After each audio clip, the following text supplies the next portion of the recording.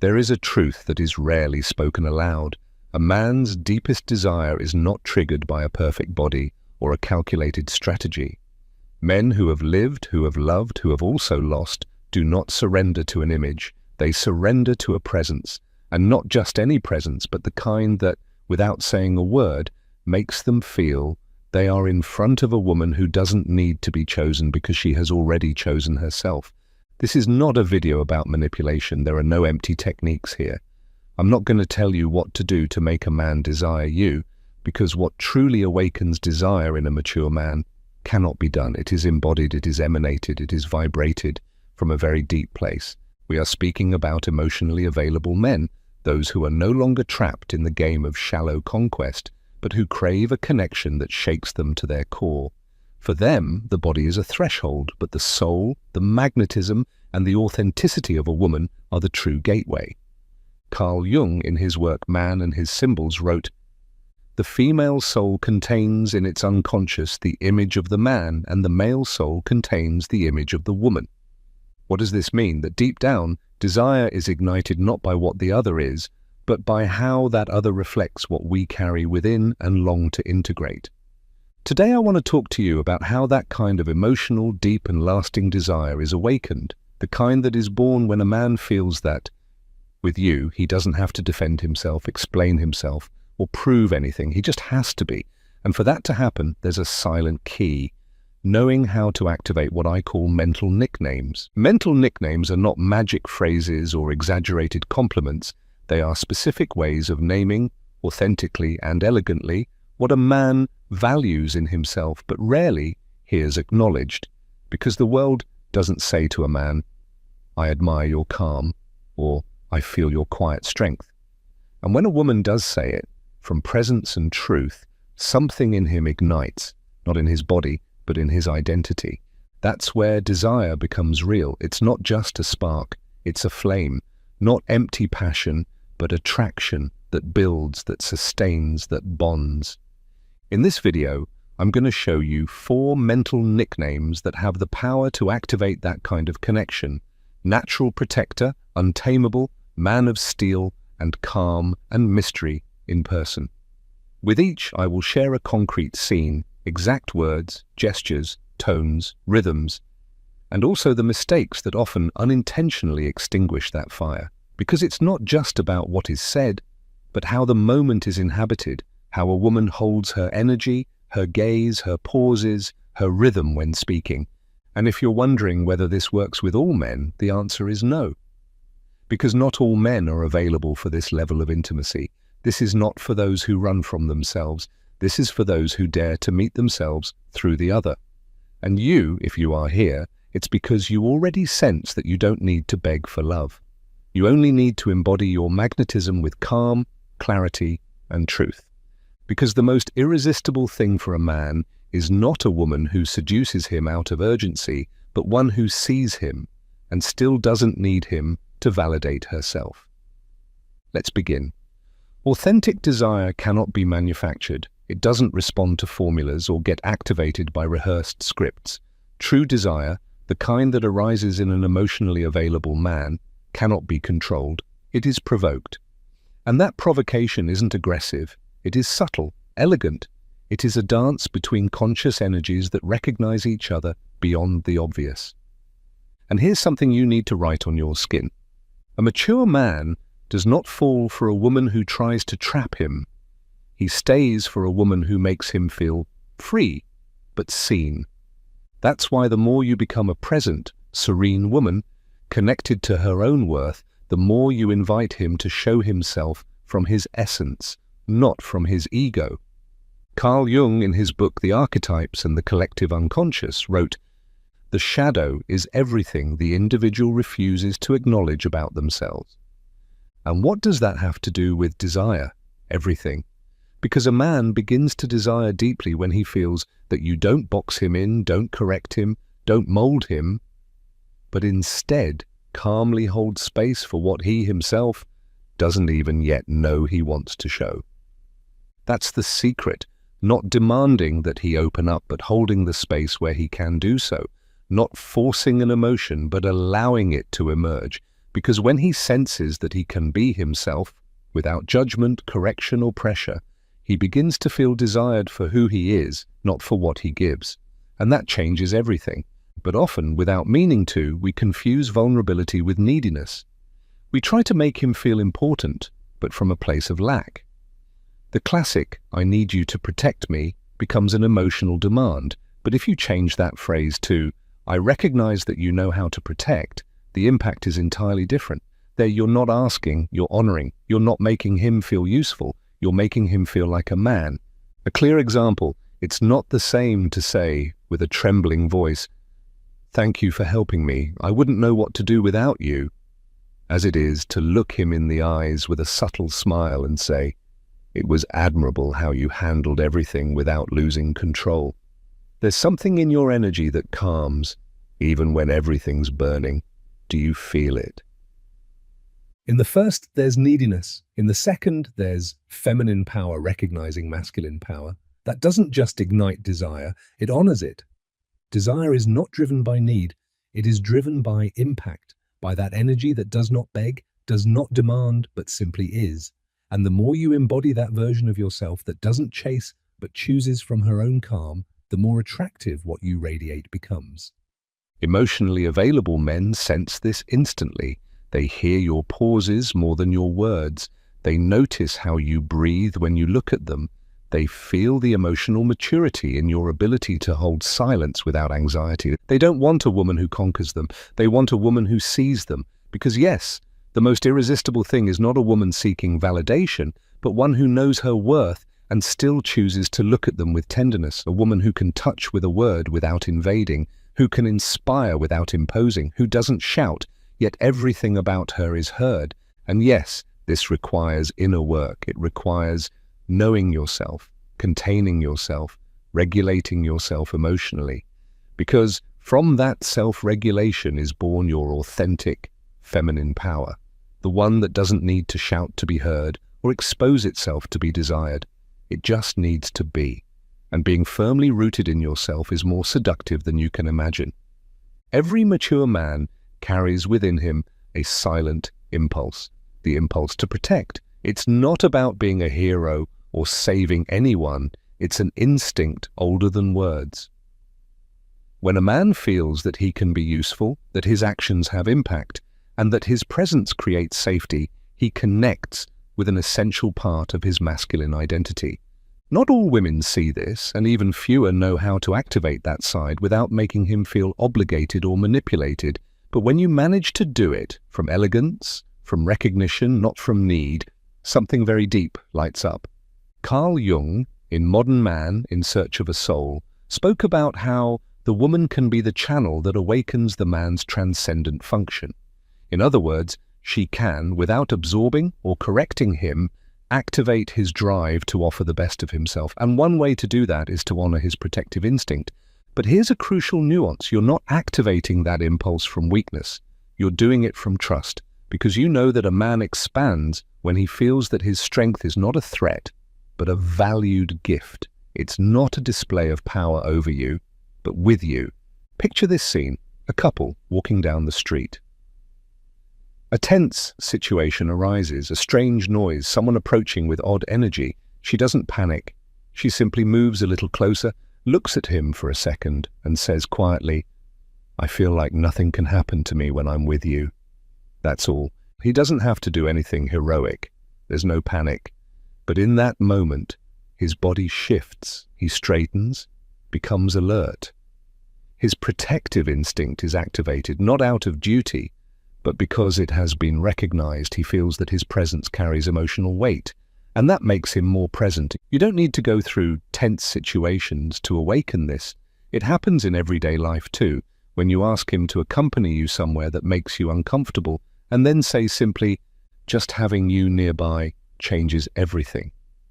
Or when, after he defends you verbally in a conversation, you look at him and softly say, "I liked how you set boundaries. It was firm, but elegant." These types of phrases are small keys that open big doors. Because they don't make him feel useful, they make him feel essential. And that doesn't just awaken his desire, it makes him feel that with you, he can be who he truly is, protective without being controlling, strong without losing his sensitivity.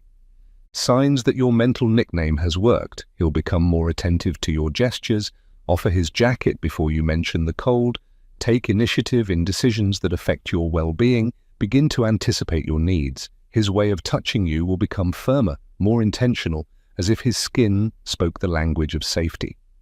But you'll also see more subtle signs, changes in his gaze, silences that feel comfortable, deeper breathing when he's near. Because men don't always respond with words, they respond with their body, with energy, with presence. Now, one of the most common mistakes is believing that this kind of validation only works if you play the role of a needy woman. So many women exaggerate their fragility, dramatize their clumsiness, or place themselves in an almost childlike position that doesn't connect, that burdens, that exhausts. The power lies elsewhere in saying, "I can do it, but with you, I rest." That's the key phrase. Because you don't need him, but you choose him. You don't use him, you value him. Another powerful scene. You're having a hard day. You don't dramatize everything, nor do you expect him to fix it. You simply say, "Today was a lot, but when you hug me, everything falls into place." And you move closer. There's no demand, only recognition. The message is, you're not the solution, you're the space where I can let go. That energy is deeply feminine and deeply desired. Because you're not diminishing yourself, you're trusting, and trust is an act of power. When you activate this mental nickname, you make him feel enough, not for what he achieves, but for how he shows up, for how he cares, for how he holds space with his energy. And that, in today's world where everything is fast and disconnected, is a tremendous gift. Just as you feel truly seen when a man notices your light without you having to show it, he feels deeply recognized when you look at him as if to say, "I see what you're capable of holding." And that is attractive.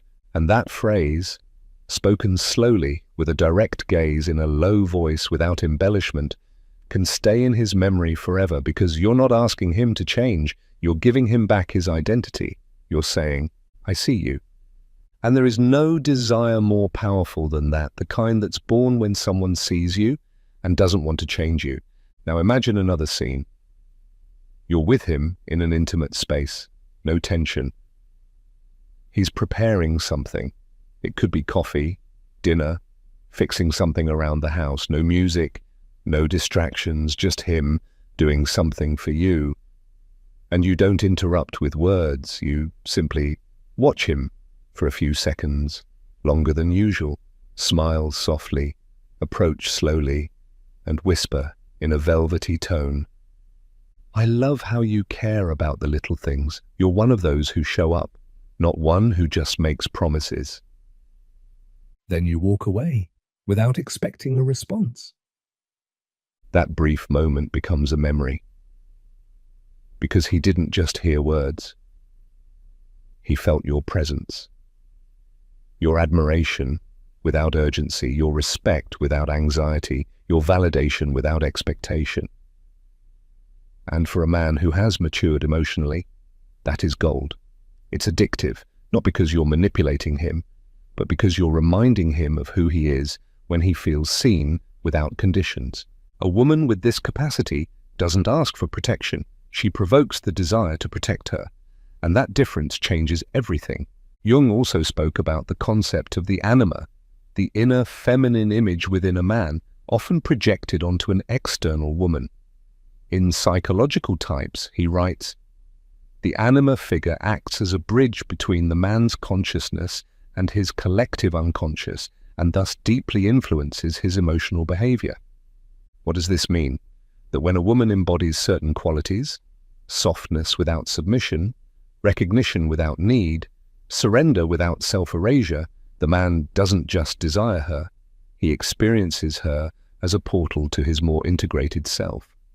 You become, effortlessly, his mirror, not the kind that demands, but the kind that inspires. And that's why when I talk about activating the natural protector, it's not about taking on a passive role, it's about creating space for his noblest impulse, not so he can save you, but so he can express himself, not to fill your voids, but to feel that with you, his presence has meaning, and that sensation that his energy is valuable, held and purposeful bonds him to you in a deeply intimate way.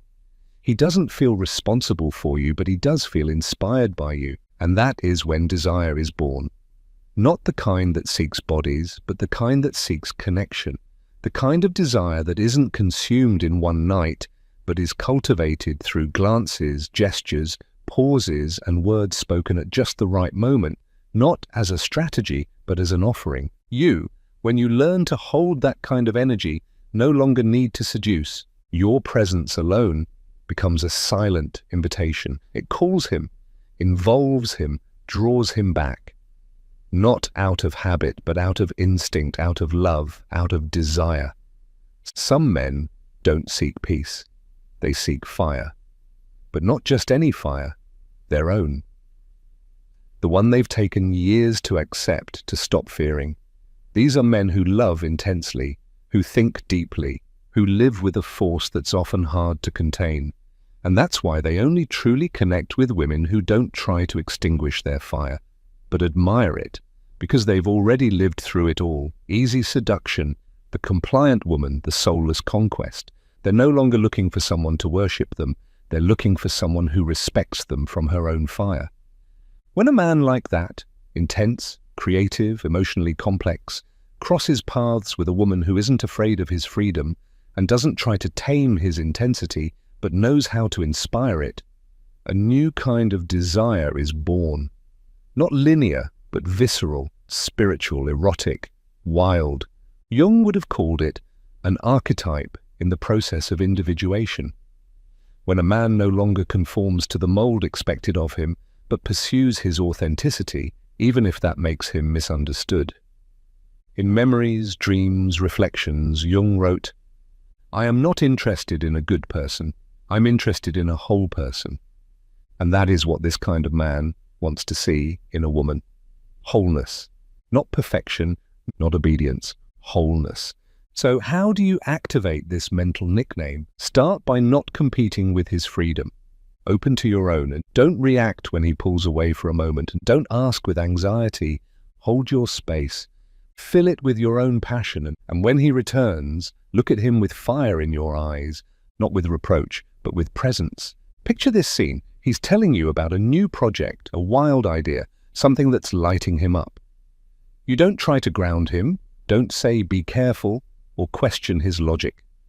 You look at him intensely, let him finish, and then say, "There's something in you that never gives up, and that turns me on." He didn't expect that, because most people stop him, rationalize him, reduce him, but you celebrate him. You admire him without fear, and that disarms him. Another scene, you're in a disagreement.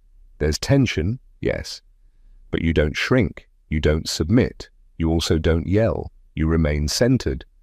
And when there's a pause, you say, "I know I'm not easy, but neither are you, and that's why this makes sense." He smiles, because he realizes he's not with a woman trying to beat him. He's with a woman who wants to dance with him, even when the rhythm gets wild. Activating the untamable is not about telling him what to do. It's about inviting him to show his greatness without feeling confined. It's about desiring him when he's raw, not just when he's charming. It's about holding his intensity without trying to manipulate it. It's about loving the vertigo without losing your center. And for that, you need to inhabit your own free soul. You cannot inspire an untamable man if you live from fear. You have to dance your own dance, have your own dreams, defend your ideas, not to impose them, but to radiate them. The words that awaken this archetype are few, but they are powerful. There's something in you that won't bow, and that challenges me. I don't want to change you. I want to see you in your fullest expression. When you speak like that, so sure, I want to strip you bare and touch your soul, said slowly in a low voice without direct eye contact, and then looking at him. That's how you awaken a man who has learned to protect his own fire. And how do you know it worked? He starts looking for you beyond your body. He talks to you about his inner world. He shows you his doubts. He shares his childhood. He lets you see his shadow. because he knows you don't want to control him. You want to know him, and that's rare. And that draws him in more than any tactic ever could. But be careful, the most common mistake here is wanting to keep him, trap him, label him, make him always prioritize you. That does not work with an untamable man. He will only choose you if he feels that choosing you doesn't mean betraying himself. That's why don't chase him. Stay centered. Let him come back to you, not because he needs to, but because with you, he feels more himself, more whole, more free.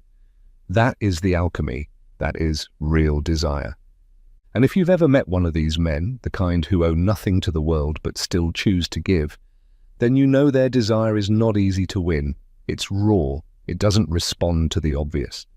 It isn't moved by what's expected, but by what challenges him emotionally, what touches him without trying to possess him, what sees him without trying to hold him. And within that lies a sacred mystery. Because this kind of man doesn't want to be contained, he wants to be understood. He doesn't want empty applause, he wants truth, realness, coherence. He wants someone who is a mirror, yes, but also her own flame. There's a scene I'll never forget. A woman sits across from her untamable partner. He speaks with force, with anger, about an injustice he's experienced. He moves, tenses up, raises his voice. She doesn't shrink. She doesn't try to calm him. She just listens, whole, grounded, present. And when he finishes, she simply says, "It moves me how you never stay silent. There's something wild in you that I never want to see extinguished." He says nothing. He just breathes deeper and bows his head like someone honoring an altar. It wasn't about sex, it was respect, and that's why desire became inevitable. Those kinds of phrases, gestures, moments, they can't be faked. They don't come from a learned script. They come from a woman who is no longer afraid of her own intensity, who has befriended her shadow, her chaos, her truth, who no longer asks permission to burn, because the untamable doesn't want a passive muse. He wants an equal, one who sees him with passion, not with expectation, who tells him, go, without anxiety. And when he returns, looks at him as if to say, I'm here, I didn't stop you, but I know you chose me. That, spoken through energy, not words, is what ignites him. Because he lives for risk, but longs for emotional refuge. And if you know how to combine both, passion and safety, freedom and loyalty, intensity and presence, there is no soul that won't lean toward you. And there's one more thing I have to tell you. These men are afraid too, afraid of being controlled, misunderstood, domesticated. That's why when they feel that you understand them without trying to trap them, when you recognize their rage without trying to dissolve it, they begin to trust. And when an untamable man trusts, he surrenders. Jung summed it up beautifully in The Ego and the Unconscious. Freedom is not doing what you want, it is becoming who you are. And when this kind of man sees that by your side, he can become more of who he already is. That's when he desires you, not out of impulse, but out of vision. He doesn't just want a lover, he wants a witness to his evolution, a partner who pushes him further, who doesn't flinch when he enters darkness, who challenges him without humiliation, who adores him without losing herself. You can only be that kind of woman if you first ask yourself, can I hold my own fire without burning him? Because if you can, he won't leave. He'll stay or return. Not because you held on, but because you were the space in which he could fully be himself. And that is the rarest and most lasting kind of desire. Not all men shout their strength. Some whisper it. And yet, when you're near them, everything feels more aligned. Not because they control, but because they contain. Not because they dominate, but because they hold with invisible strength. These are the men of steel and calm. They don't conquer with grand gestures or rehearsed lines. They conquer with steady eyes, grounded posture, and their ability to remain centered even when you unravel. They are not cold, they are tempered, and that makes them deeply desirable. Carl Jung wrote in Psychology and Alchemy, "A strong man is not one who dominates others, but one who masters himself." When a man embodies this energy, not from repression, but from emotional sovereignty, the attraction he creates is calm, yet unstoppable. These men don't seek recognition, but when a woman sees them, something awakens in them. They're not used to being validated for their calm. The world expects them to shout, to lead with force. But when you, as a woman, see their center and name it with reverence, they open. Picture this. You're having a rough day. You're emotional, overwhelmed, confused, and he's there. He doesn't interrupt. He doesn't offer solutions. He simply listens. He doesn't judge or try to save you. He just holds you with his presence. You speak, maybe cry, and he stays, unshaken, comfortable in the silence. When you're done, he wraps you in his arms, no words needed. In that moment, something in you rests, and something in him awakens. Because he didn't need to do anything, his presence alone had impact.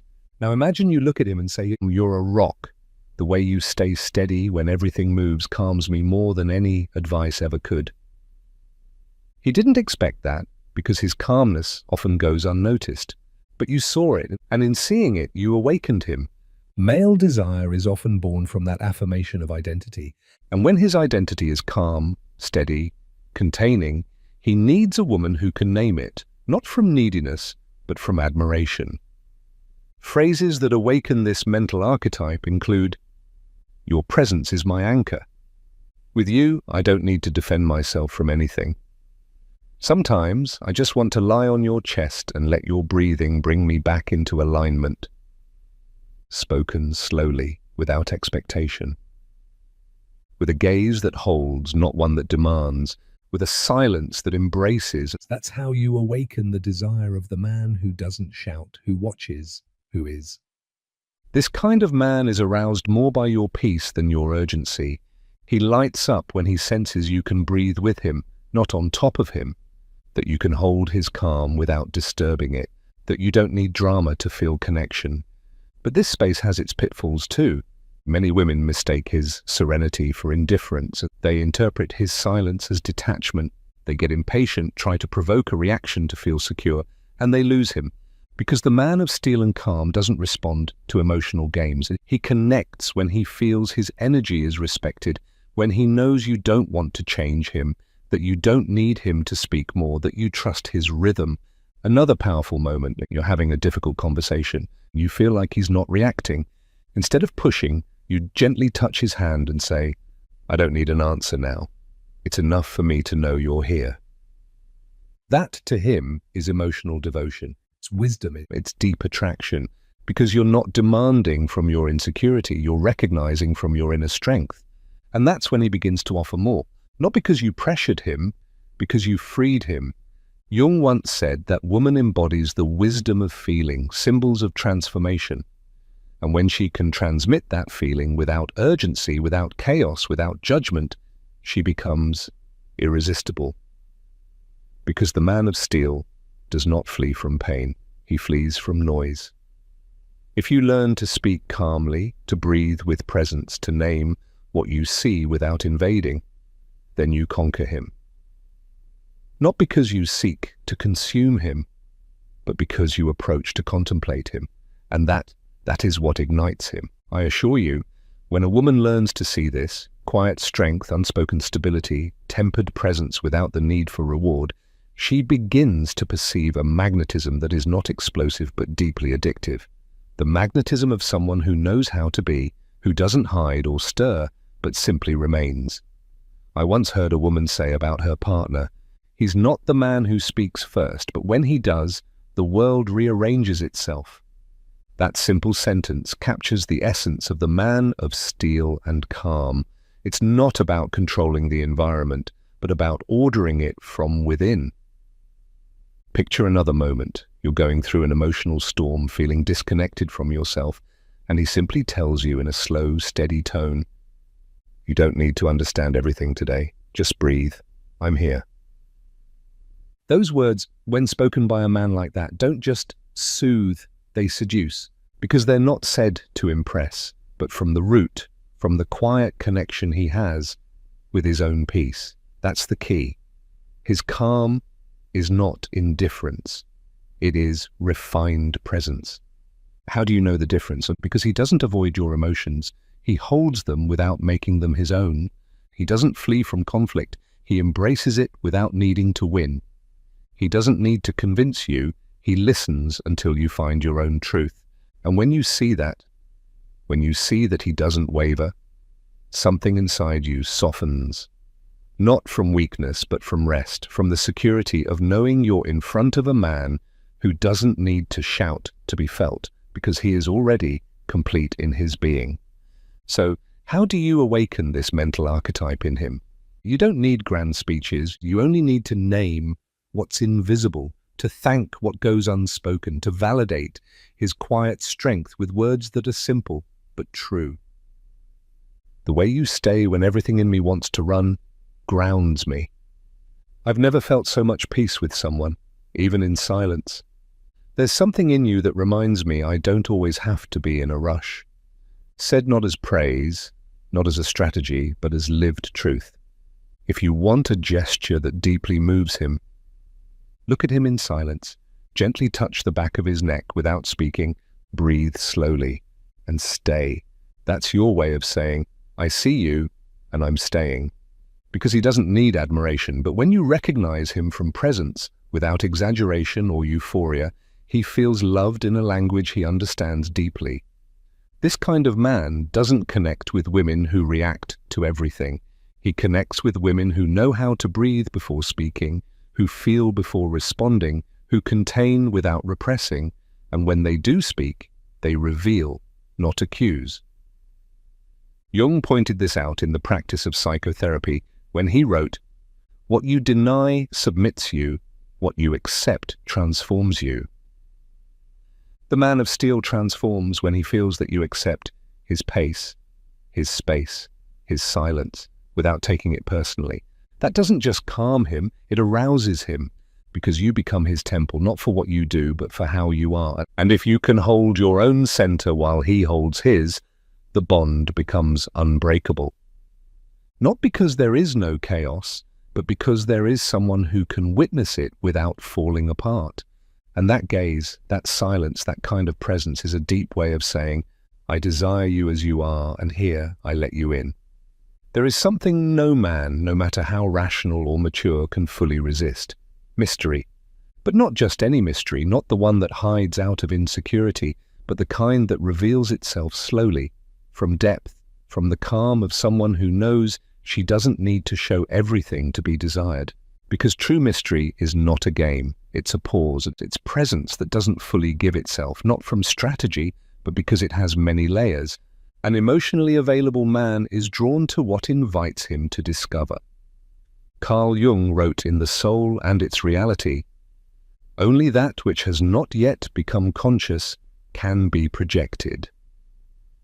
And there lies the secret of mystery. Desire is born when he hasn't fully understood you, but has begun to sense you, when he doesn't know what comes next, but wants to stay to find out. Mystery, then, is an invitation. It is a woman who knows how to tell a story without revealing the end, who leaves blank spaces, silences with weight, words that open rather than close. A woman who is not anxious to define herself, who enjoys being in process, and who is not afraid of being seen without being fully known. So remember this, you are not here to prove yourself, to fight for attention, or to step into roles that diminish your depth. You are here to be present with yourself and with him. When you stop asking how to keep him and start exploring how to stay true to yourself in his presence, you stop being his need and become his choice. And that is where true power lies, in a choice born out of freedom, not fear. In a world that screams, your silence can be the most powerful call. In times of shallow answers, your authenticity can be the deepest question. You don't need to be everything to be enough. You only need to be truly you, a woman unafraid to look, to feel, to wait. Because when a man with a soul meets a woman with a soul, all games end. And what remains is neither illusion nor need, but two people who have chosen to stay, not because they have to, but because in that presence they recognize each other.